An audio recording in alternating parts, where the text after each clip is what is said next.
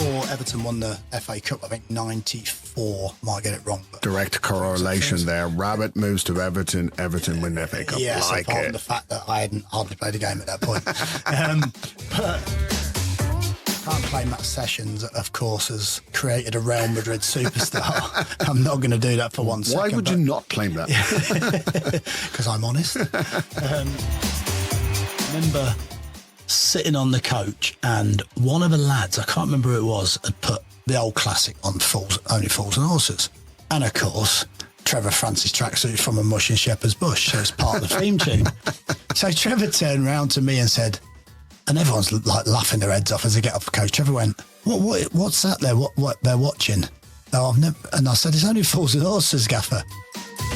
I am raging now because we're late. I'm not blaming all coach drivers out there, by the way, but they're just the ones that work for us. Yeah, no, but no names mentioned. Yeah, no, and it's only literally probably once a season, isn't it? But yeah, it's so when the roadworks here yesterday. Yeah. Did you not look? On this 20 miles of the M6, which has been bollarded off. Yeah. Welcome, football fans, to Breaking Lines, the podcast that takes you behind the scenes of the beautiful game like never before. I'm Gary Rowett, former player and manager, joined by the insightful Dave Carolan, a man with his finger on the pulse of football's beating heart. Together, Dave and I bring you unrivaled insight, context, and a few stories from the trenches. Join us as we dissect the game, break down the plays, and explore the intricate dance between managers, players, fans, and the beautiful game itself. This is Breaking Lines, where the game is more than just a match.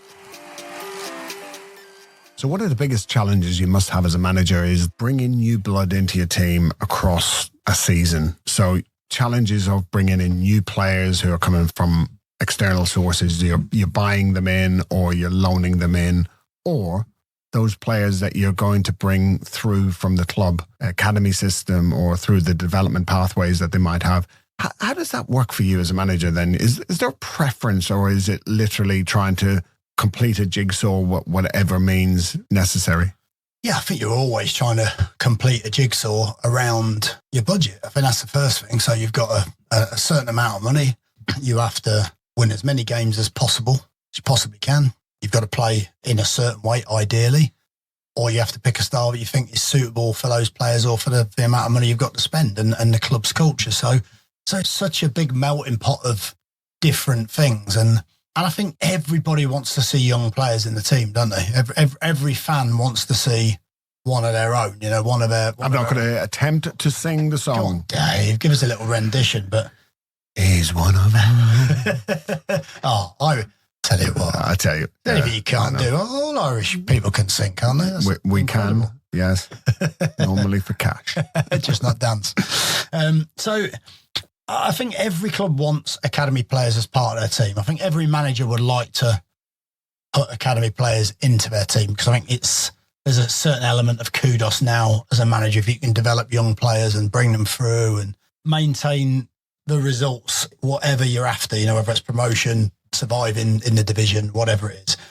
I think it's also massively important to the club. You show a pathway, you show the route of travel for any young player in the club by getting a player out the academy into the first team regular and playing regularly. I think anyone can get a player into from the academy into the first team, can't they?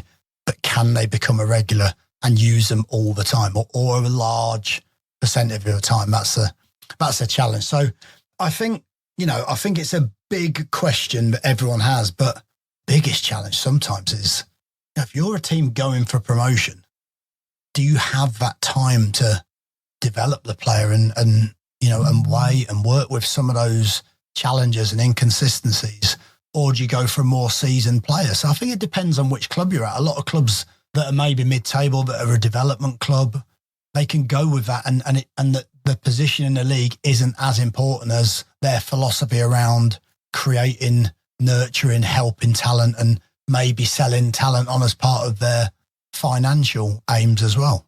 So when you sit around one of these technical board meetings that we know happen in clubs, and there's going to be a discussion around how you're shaping your squad, what players are within the system, within the pathway that are going to be presented to you, almost for you to look at them as a head coach as an opportunity to integrate them into your squad or give them opportunities, versus what do we need to help this team either, maintain its positive progression or arrest any kind of negativity that might be around the teams and its results.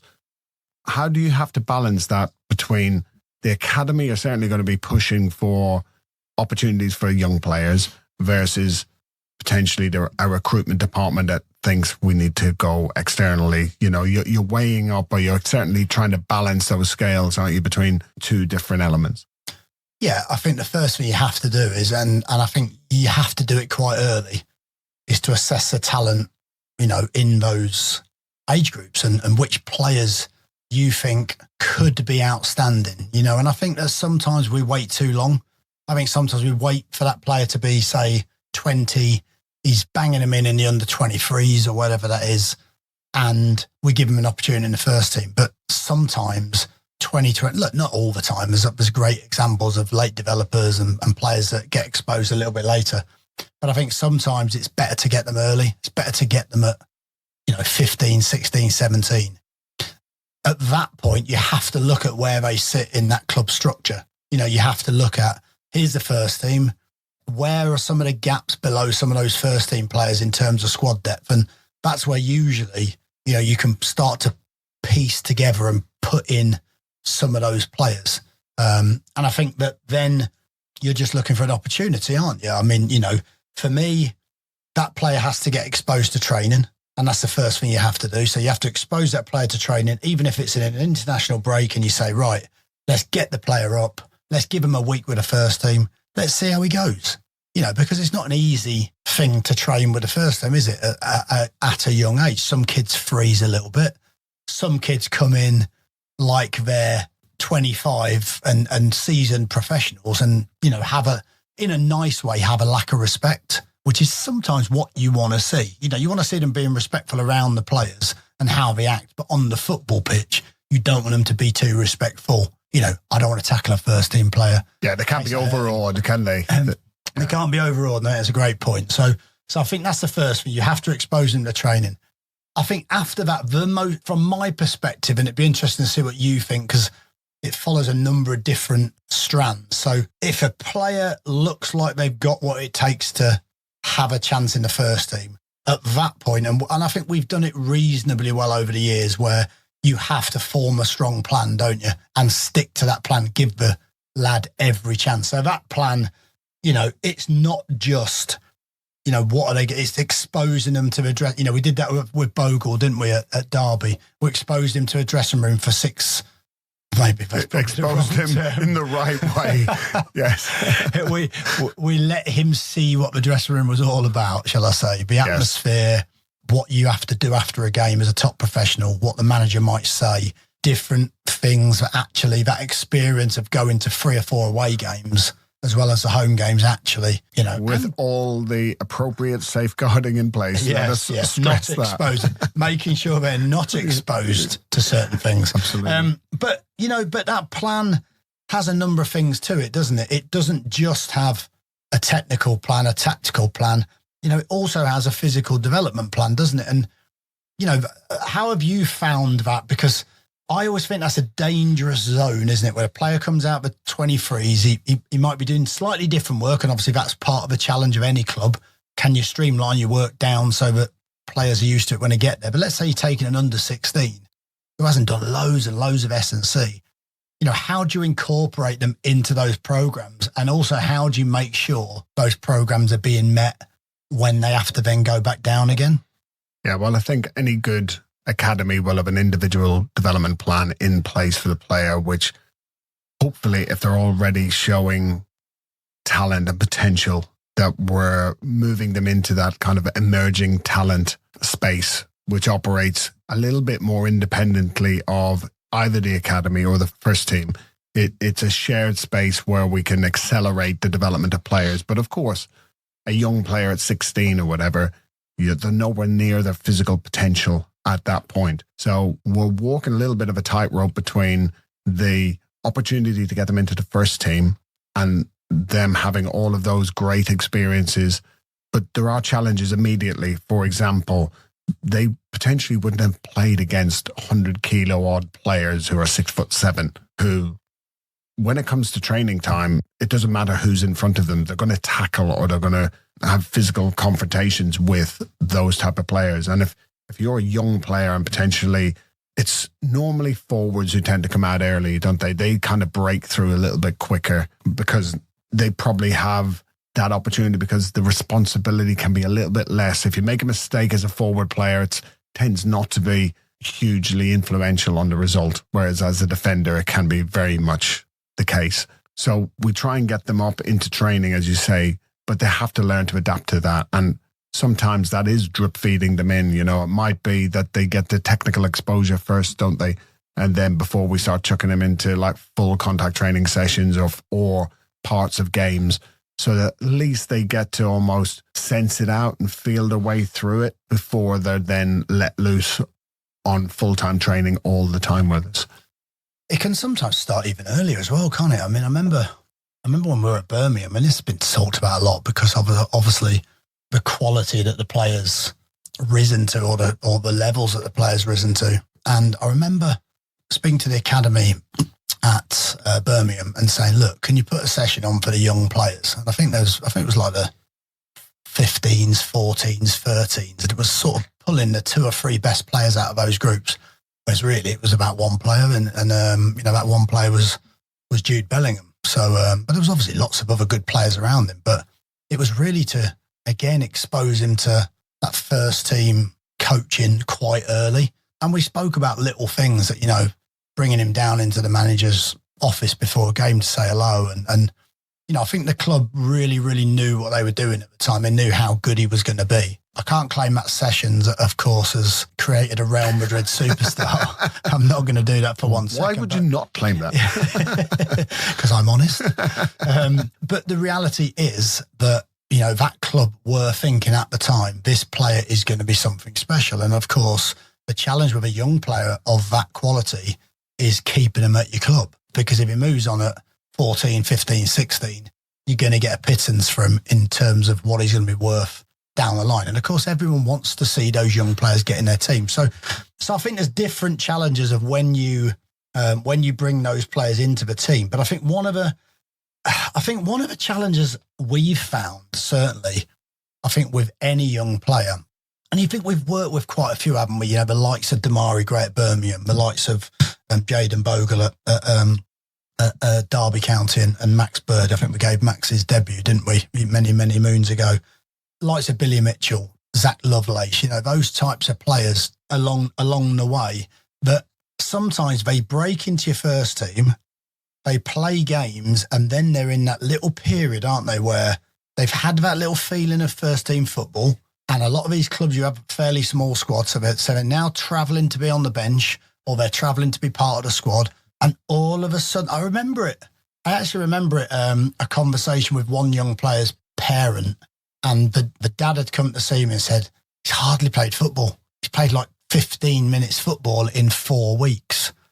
And actually, it wasn't about why is he not in the first team. It wasn't about why is he not starting. It was about he loves football, and at the moment, it feels like he's been handcuffed and he's not playing. Yeah. You know, and it's a really interesting part that people don't see, and you get that. So therefore, that player starts to lose a little bit of form when they come on now, because they're not sharp, they're not match fit. They're probably a little bit down because a young player will struggle to control his emotions. And I'm not playing football. I don't want to go and see the manager because I might feel a bit intimidated doing that. I'm just going to get on with it. And suddenly, before you know it, that player could have hardly played any football in a 6-month period. And it's a really difficult balance for most clubs, isn't it? Yeah, I think you make a great point there about players transitioning into the first team. And of course, that's where they want to be. They want to be sat on the bench with a chance of going on the pitch. If they're not, I don't think any young kid is expecting to start every game. They know what the pathway is going to be, but they want to be around it. But then they also need that opportunity to learn and develop by playing games. And it's hard when they're traveling all the time. Then if they're playing a 21 game on a Monday or on a Tuesday, they actually lose a lot of training time. So their opportunity to develop and really start to improve and really grasp that opportunity to get up to the level is actually diminished by the fact that if you're operating a small squad and they have opportunity, that actually you inhibit their development rather than actually enhance it. I think I remember my own experience. I remember moving from Cambridge to Everton as I think I was 19 years old, around the time that it was a season before Everton won the FA Cup. I think 94, might get it wrong. But direct correlation there. Rabbit moves to Everton, win the FA Cup. Yeah, like apart from the fact that I hadn't hardly played a game at that point. But if I look at that, I remember going from Cambridge where I'd played nearly 100 games by the time I was 19. I made my debut at 17. So, and then going to Cambridge and I think I played sort of 4 times in 18 months. But I remember, why am I not playing? I couldn't grasp it at that time. I couldn't. It's only when you look back, you think, you're 19, you idiot. You know what I mean? You've gone from Cambridge to a massive club in Everton and, you're not playing because A, you're probably not good enough at the moment, but B, look at some of the players that are ahead of you. Realistically, you don't understand that as a young player. You just think, I've played lots of football. Someone thinks I'm good enough to play at the next level or the next 2 levels up, and I'm not getting an opportunity. And I can remember feeling really frustrated, I mean, I was lucky at the time because and it's a good argument for reserve team football or something that resembles that, because you used to play reserve games sometimes at weekends or in the week. If you didn't play a reserve game at the weekend, they had an A team. So a lot of the young players would play in the A team. I remember playing Man United with all their class of 92 virtually team played in that. So it was almost a young reserves team or an under 23s team or whatever that would be. So you played regular football, but it wasn't the same. And I think that's a real challenge for any young player because, like we said, players need game time, don't they? It's not easy. Most managers don't intentionally want to not give the player game time. Usually it's, can I trust him enough in a big game?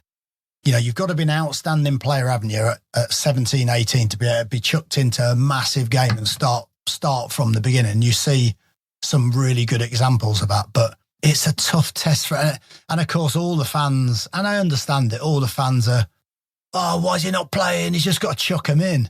And you think it's not quite that simple, is it? It's really not that simple because you've got to drop a senior player who's probably been brilliant for 200 games for you or whatever, and put a young player in. So I think there's also an element of the player has to be good enough to not make the team weaker. Of course, they're going to make mistakes. And that's a real skill that some managers are very, very good at. Yeah, it's certainly hard to balance that whole development cycle, isn't it? They need game time, they need development time, they need training time. And all the time while they're doing all of this, on our side, we're trying to develop them physically, not just for the short term, but for their career. If they're 16 or 17, they've still got many, many years of development work that they need to do. And one of the real challenges I've found is once you get players in around that first team area, they're okay for the first few months of they'll do whatever you ask. They'll do whatever they can in order to stick around it and almost be a good egg, and they'll do what they're told. And within a year, some of them fall off that wagon quite quickly. Suddenly the new contract arrives, the feeling that they've got a first team squad number, and that suddenly starts to get lower and lower as they start asking for a better and better number. And suddenly their impetus to keep developing and stay on that pathway to a long career where they've built all of the kind of physical processes and attributes that they're going to need. Of course, we know from experience what they're going to have to do and what they're going to experience along the way. But some of them just don't buy into it. That whole, you need to do the work now for later. Well, I think that's the other challenge, isn't it? That, you hear a lot of managers say, and I get it, where they'll say, I'm not chucking him in at the moment for the benefit of him, the player, it's for his own development. I don't want to put him under pressure too soon. And I get that. I mean, as a player, you want to be put under pressure because that's the challenge. And that's where you see whether you can rise to the challenge or not rise to the challenge as a young player. And of course, some players need multiple opportunities to do that. They can't just do it the first time. But I think it's a very good point you make that a young player can come into a team, do really well. And then all of a sudden, that hunger, that drive, that desire to make that debut and make their place in the team suddenly now you've probably, and I'm not saying there's anything wrong with this, but you've probably now got an agent pushing for a new deal for the player. You've probably got other clubs now trying to buy the player or see the player or meet the player to try and sign them, because that's what goes. We all know what goes on in football. Absolutely. So there actually can become, from that early introduction to the team, you as a manager, you give that player the opportunity, you get lauded for that, and the player shows what he's capable of and it looks great. And then suddenly within 6 months, you can have a real problem on your hands sometimes as well. And it's all part and parcel of football, of course. But, you know, maybe what some people don't see is that if a young player maybe loses a little bit of form, sometimes there can be extenuating circumstances. There can be external factors that maybe don't help that, you know, people wanting them to move on quickly to the next big club, or, you know, want to make a lot of money quickly, because, you know, a lot of these kids come from areas where it's an opportunity, isn't it, to make some serious money for their families. And so, yeah, it's a really difficult balance, I think. And, you know, the player that's young, talented, but just has a great mentality, I think, is often the one that will keep rising, isn't it? You know, and do you think clubs, I know some clubs do it, and I'd imagine a lot of Premier League clubs do it, but I think we spoke about it before about, and we actually did it at one of the clubs quite a while ago. Do you need that bridge? Do you need the bridge between the academy player coming into the first team as someone who monitors those players from a game time performance, emotional support to make sure the player's not getting frustrated and not playing, to managing the expectations in the gym and just staying on top of them? Because you can always slip between the net a little bit as a young player, can't you, between the first team and the 23s, and sort of end up nowhere. Yeah, it's certainly a real challenge to ensure that they're getting the work done. And as we've already said about getting the game time, but they also need someone who's a good ear, a good shoulder to cry on, and such that they can vent their frustrations without it necessarily getting to the manager's door.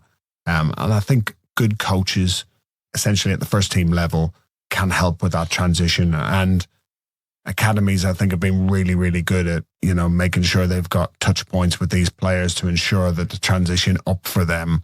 They're normally leaving behind like teammates and friends and disappearing off to this other world. It's easy to kind of romanticize about, you know, going into the first team and it's all easy. But if you're 16 and you're suddenly now in a dressing room with 25-year-olds or 30-year-olds, like, it's a generational thing, isn't it? The music's different. The banter's certainly very, very different. You know, I've tried to learn street culture.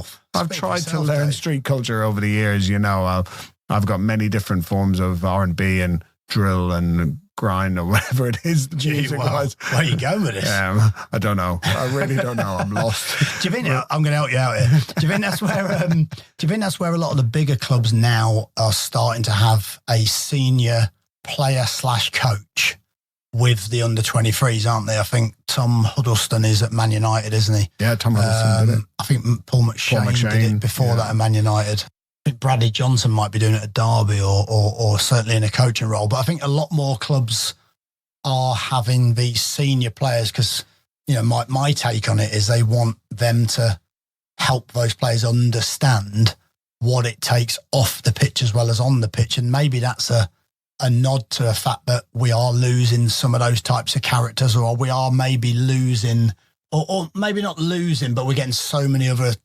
distractions along the way for a young footballer, aren't we, that can drag them away from doing what it takes to be the best footballer they can be. So do you think that's why a lot of these clubs are doing it? And do you think more clubs should do that? I think it's a throwback to what we've lost from the game when we lost reserve team football, which was the perfect transition for a youth team player to the first team was the reserves.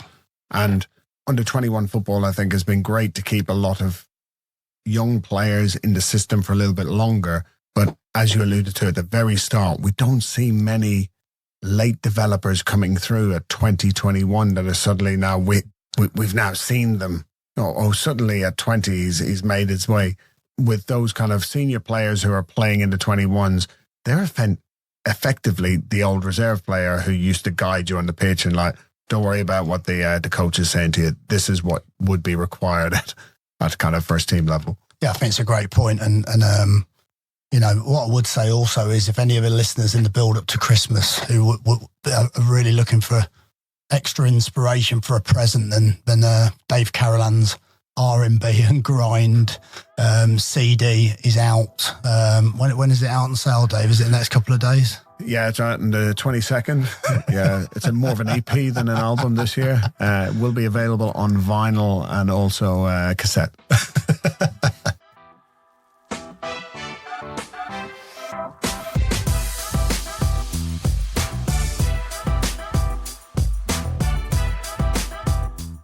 So one of the greatest phrases we hear from managers, from players after games is somewhere, insert name of ground, is a tough place to go.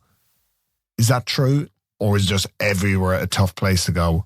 What about away games? Why, as a manager, are they perceived as different, even though it's essentially the same pitch, the same players, just playing in a different piece of grass?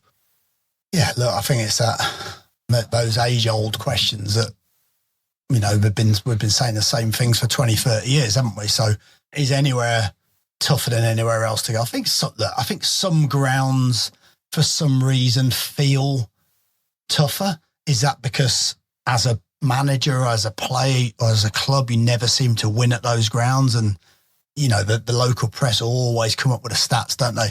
Haven't won in 35 years at this ground. So straight away you're going, oh God. It's a bogey ground. It's a bogey club and a bogey ground. Like, I didn't realise it was, but now it is. So yeah, I think some of those are just kind of things that people say in the build up to games. I think some ground, you know, let's take an example. And this is not, you know, this is just off the top of my head. Let's take somewhere like Elland Road. You know, tough place to go, isn't it? Like just not, and actually we've had quite good results there over the years, but so therefore it's not a tough place to go. No, but just when the atmosphere ramps up, you know, I can remember going there as a player with Derby. I can remember going 3-0 up after 25 minutes of thinking, we're cruising. We're absolutely cruising. And they scored a goal just before half time. I think it was Harry Kuehl, and the atmosphere, the roof went off, you know, and you're literally thinking, oh my God, this second half's going to be. So there are places that can create atmospheres that without doubt are bigger and louder and more raucous than other places. You know, that's just a fact, isn't it? But at the same time, those places sometimes can also work against the home team as well. So there's no doubt that there is such a thing as a tough place to go. But of course, it depends on that team's form. It depends on that team's current position. It depends on what's going on at the time. I mean, it makes me chuckle in some ways, and I understand why people say it, but one of the things that us managers say sometimes is, you know, when you want to send a clear message out to the fans and the players that we're going to just do what we do and we're going to be brilliant at it, and people say we approach every game the same way, and I think, well, you can't really, can you? It's just you just can't, because if you approach every game the same way, you're going to miss out on some key things that happen in games. If I'm going to play a team that have won their last 10 home games, you know what's coming. You know, there's a likelihood is that team starts really quick, really early. So you have to be ready for that. You might have to meet them head on, and you might have to try and quell that early tide that way, or that early pressure. You might have to keep the ball, and you might have to nullify their pressure that way. You might actually have to let them come on to you. You think back to when we played against, and this is not me saying this because they battered my trainers. What's your mate's name again? Scotty. Sorry, Scotty. This is not about you this time. But anyway, but it's little things like we went to Forest, didn't we? It was a game just before COVID for Millwall, and we knew Forest would come onto you down the right-hand side and would be quite open. So one of the tactics in that game is we'd let them come at us down that side, and we'd actually, our number 10 would peel out into that channel, which I think was Benno at the time. Yeah. So we allowed them to come onto us purposely because we knew that maybe we could hit them in certain ways. So what I'm saying is, I'm not talking about that game in particular, but I'm saying there are different ways to approach a away game. And I don't think that you can just go there and play maybe if you're Man City or if you're Liverpool, but I even think those teams are cute enough and clever enough to think, okay, what are the opposition going to do? It's their home game, so usually they have to make the running. So therefore, there's key areas and key ways that you can actually hurt the other team. Are these pressure points that you would identify? So maybe target a crowd, maybe target a tactic, target a player. an influential player where you suddenly might try and get at him or, dominate that player early. So as such, you set your marker down for the day. Yeah, I think it's like I said, I think you have to assess what the team's good at. I think, let's say if teams were coming to Millwall where the expectation is we're going to be very direct early on in the game and we're going to put the teams under, because that was something that you could do to good effect. In the first few seasons there, that was something that we did really, really well. Well, teams started then coming to the Den and trying to pass the ball to death early on so that you can't do it. If you haven't got the ball, it's very difficult to put the opposition under pressure. And there's different ways that people will try to do that. If you go to a place, I'm thinking back to when we played against Derby for Birmingham, and I think they were under a little bit of, I think it was Paul Clement was the manager at the time. I think they're under a little bit of a bad run of form. Not too bad, I don't think, but a little bit of a poor run of form. And you knew that if you could just get through those, and again, I know these sound a little bit cliche, but if you just get through those first 20 minutes, so you knew you were going to have to defend, you knew you were going to have to dig in, you knew they were a good team technically, so you weren't going to have much of the ball. And so you had to ride a few of those moments early on, but defend with real discipline and energy, So, and I think when you get through those first 20 minutes, if a team's in a poor run of form, you know that the home fans are going to just start to get a little bit edgy. You know what it's like when you're sitting against a team and someone will make a poor pass because all of a sudden there's not that many options to them and one ball goes out. You're waiting for that first pass to get misplaced out of play, aren't you? And the crowd start groaning. This could be any away game. The crowd start groaning and in your head you think, got them, we've got them. And if you can just see through 5 or 6 of those moments and then you can feel, and as a away team, you can feel the game starts coming to you, starts coming back to you, and those spaces start to open up, and you start to sense those opportunities. And I remember back to that day, we didn't play brilliantly for the first 20, 25 minutes. We score a goal, and the game is completely different from that point on. And there is certainly an effect at times with that fan feeling at the time. Alternatively, you can go to a place where they've won 10 on the spin and there's a little bit of you thinking, it's going to be tough today. That's a tough place to go. They're in great form. The players maybe turn up at the game and are thinking, big stadium, big club, maybe a relegated club that probably shouldn't be in the division. And even the players start to think, it's going to be a tough one. And you can see that in the performance as well, can't you? So I think there's definitely, circumstances around how you approach an away game differently to a home game. So if everywhere is kind of potentially tough place to go, there's going to be better times to play some of the tougher gigs as such. An Elland Road when they're not doing as well, an Aston Villa when they're not doing as well, where those traditionally really strong clubs with really big fan bases who are raucous, you just know, well, they're not going to be as up for it potentially as they would be. And actually, can you use those circumstances to almost flip a crowd in your favour? So essentially, they become a 12th man for you as opposed to becoming their own team's 12th man. Yeah, I think it's difficult I think the only way you can do that is to perform well and to put the crowd into that kind of malaise where they see their own team not doing enough or not performing well enough. And I think there's different ways of doing that. I think definitely away from home, you have to be a little bit braver at times, don't you? Because just in general, your team ends up playing 5 or 10 yards deeper. Just not because you've worked on that, not because you want that to happen, but because often the home team make the run-in. And a lot of times as a team, your team just ends up feeling like they've got to protect something a tiny bit. The best performances we've ever had is when the team's got that little bit of bravery on the ball, haven't they? And they can take the sting out of anything the opposition doing, and they can start to actually feel there's less. I suppose in an answer to your question, I suppose what you can do is you can use the fact there's not 20,000 fans there and there's less pressure at times. So for an away team at times, you can actually go to the match looking forward to those matches because there's a little bit less scrutiny and a little bit less pressure. And of course, just as brilliant as the home fans are, the away fans travel, the clubs that we've been at, the away fans have travelled in great numbers. And some of those away games, I mean, I remember, another one, Birmingham versus Fulham.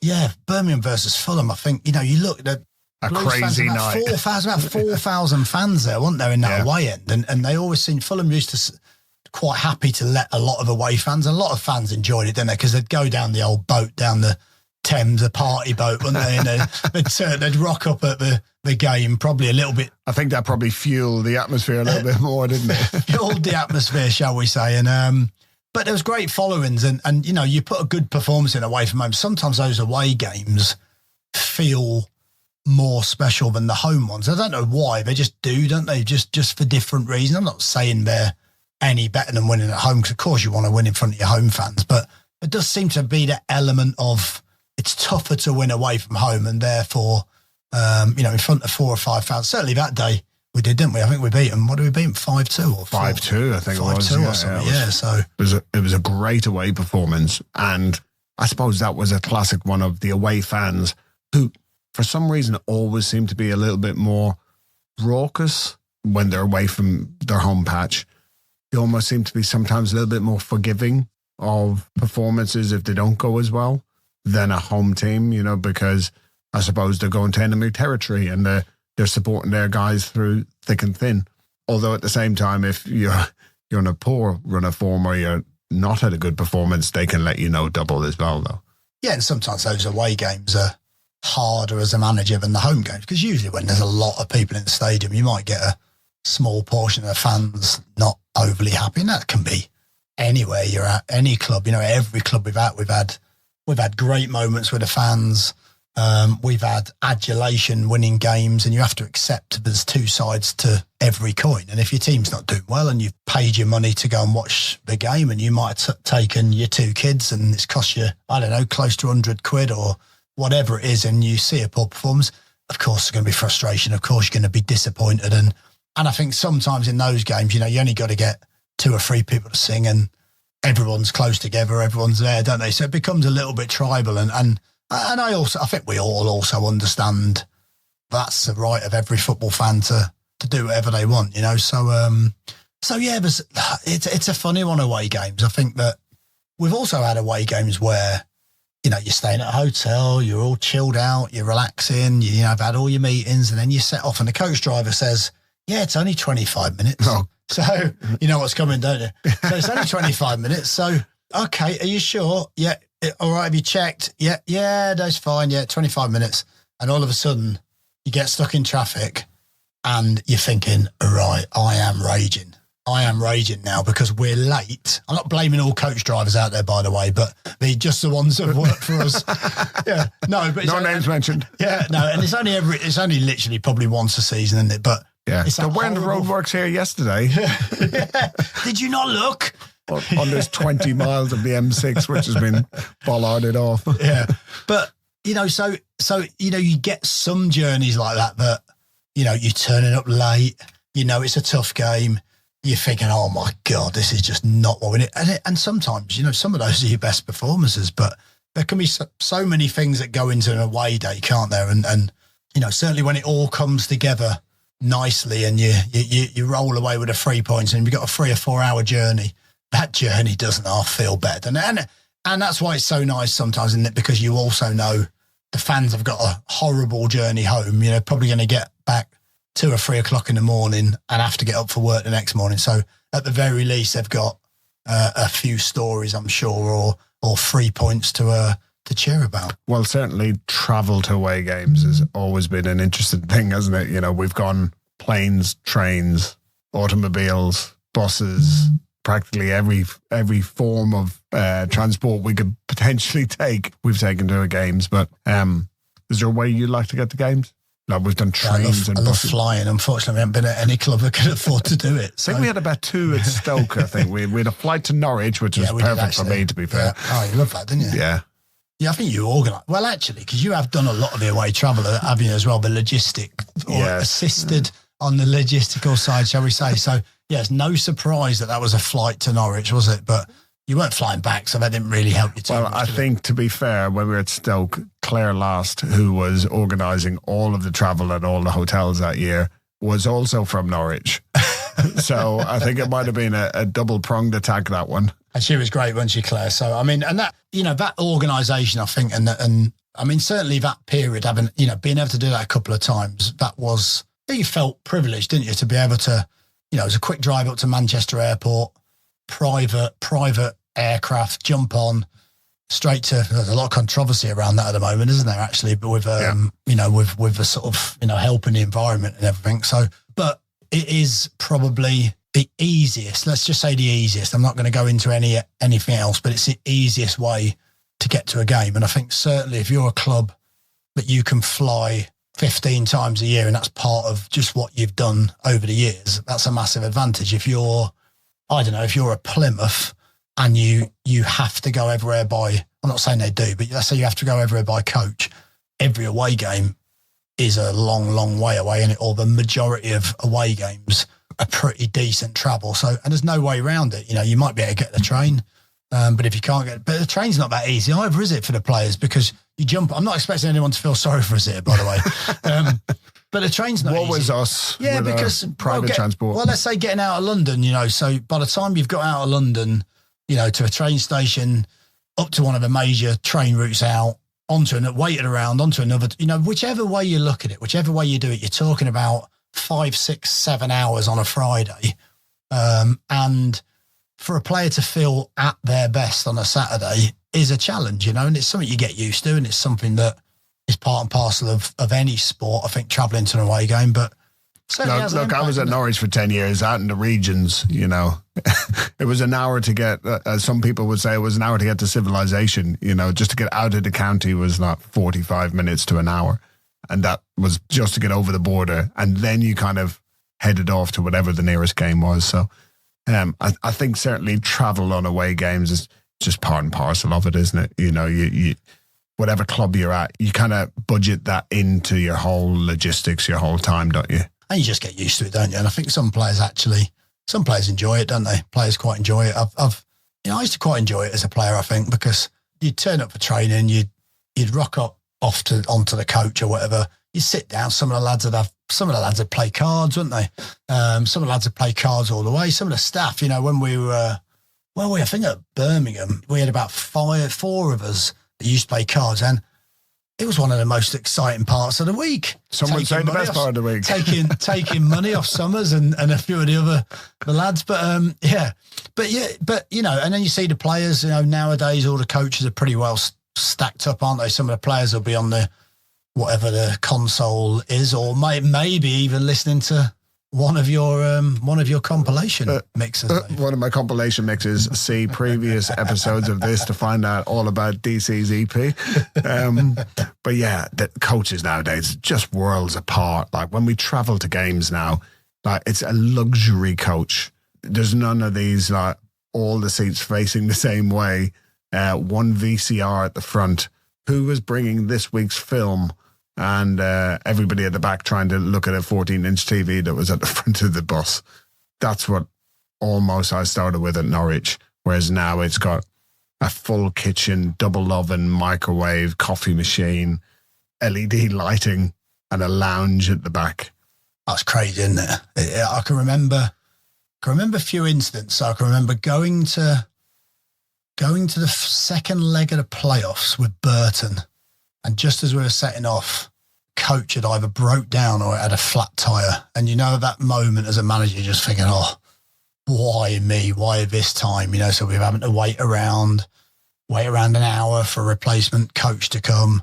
The traffic's starting to build. I think it took us about 9 hours to get down to Southend on a Friday for a Saturday game. And you need to win to get to Wembley, thankfully we did, but and sometimes they build a little bit of a story for the players around the game, and if the players take it the right way, then then it's great. I also remember another time, and it was when I played at Birmingham under Trevor Francis, God rest his soul. He was a great guy, Trevor, and but he liked the finer things in life, So I remember sitting on the coach, and one of the lads, I can't remember who it was, had put the old classic on Only Fools and Horses. And of course, Trevor Francis tracksuit from a mush and shepherd's bush. So it's part of the theme tune. So Trevor turned round to me and said, and everyone's like laughing their heads off as they get off. Coach Trevor went, what's that there? What they're watching? Oh, I've never. And I said, it's only Fools and Horses, Gaffer. I didn't want to say he's obviously in the, and he went, oh, I've never seen it. I said, well, you're in the theme tune, like you're actually part of the theme tune. He said, oh, I've never seen it. And I thought, wow, he'd never watched Only Fools and Horses, but yeah, that sticks in my mind. There's a few other things stick in my mind. He could have done them for royalties, surely. He should be getting paid for every time he gets mentioned. I think he probably was. He was probably just pulling my leg a little bit. First £1 million footballer, also with £1 million in royalties. There you go. He probably made as much from that as he did football. So yeah, but lovely guy. Yeah, I can remember a few. I can't tell a few of the stories, but I remember a few other stories where, players have asked to leave games and, from a management perspective, we've not allowed them to. Because, again, there was always that rule, wasn't there? For the discipline of a team and the respect of a team, we're organising travel, we're organising certain things. And, what is it? Most clubs you're at, it's like by Thursday after training, you have to let a member of staff or a designated member of staff, like someone like yourself, and say, you have to let Dave know that you're not coming back on the team coach. Because, of course, where do you draw the line? You could lose a game 4-0 and look around on a coach and there's 20 players missing. That's not what the team's about, is it? That's not what, but of course people live in different areas and have family in different areas. So from time to time, some of the players would stay where the away game is, and some of the staff would do the same, but it's just that out of a respect that you would let know, so we've had a few of those incidents as well. Yeah. I think that's one thing that's really changed. It used to be we all travel together, we all come home together, and you get back to the stadium and you go from there. And it was literally you needed to have somebody, or even yourself, getting married, and you might be allowed off the coach after the game to not travel back, or at least then you'd travel to a services or some pickup point and you'd leave from there. But essentially everyone would leave. Nowadays we've got lots of players at clubs who have got a limousine or some kind of other form of private transport that's picking them up straight from the game and driving them home quicker, because the players can afford it and they want to be back quicker to go and do whatever else they want to do in their lives at separate times. And you can also argue at times, as frustrating as that can be, that's actually better preparation for the players sometimes, isn't it? To get home an hour quicker, or to miss some of the traffic that you might get in on a coach or whatever that is. So I think there's certainly a different debate in there, but you're right. The game has changed in that sense. Players might go home with their family, or players might go. Whereas before it was, you're on the coach, win, lose or draw, and you're going back to the ground or whatever that is. And there was something good about that, but also, I understand that away travel certainly moves on. Thanks for listening in to Breaking Lines this time. A quick review of today's episode. Today we looked at the difficulties that face staff while aiming to integrate outstanding young talented players into the first team environment. While the benefits are potentially huge, many precarious pitfalls await. So it's a real difficult balance to strike between opportunity and risk. But with good planning and good people looking out for those young players in the longer term, the crowd are always willing to back one of their own. And as we've just heard, going to an away fixture backed by a vociferous set of travelling fans can be some of the most memorable in a season. Yet each fixture provides unique challenges that can be very different to home games. And the shared experiences on the coach home after a great win make the miles melt away. That's it for today's show. Please subscribe to us on your preferred podcast provider, and don't forget to give us a like and a review too. Look out for the next episode soon.